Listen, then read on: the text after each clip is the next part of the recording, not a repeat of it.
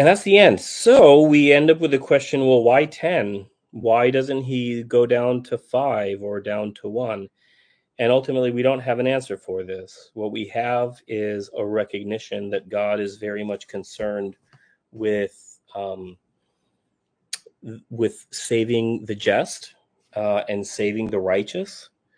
Even if there are very few of them, he wants to save them. He wants to preserve them.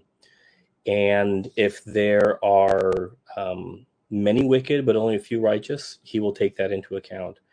However, we get to a level where it actually becomes personal. So I guess this, if we want to theologically look at this, this is where it gets personal, right?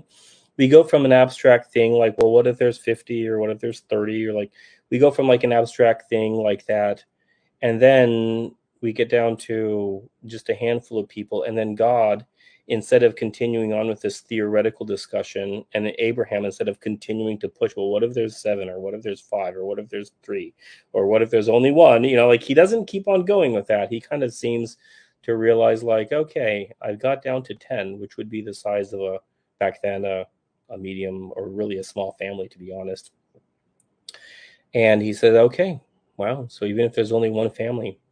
And then God does something personal. Instead of saying, okay, well, we had this nice philosophical conversation, so I'm going to go back to the heavenly court, and Abraham, you go back to the oaks of Mamre and your tents and your servants, and eat the rest of the leftover of the goat or the sheep or whatever we had. God is going to go in there to Sodom and to actually save the family, that one righteous family. And he is going to take the initiative to do that. And of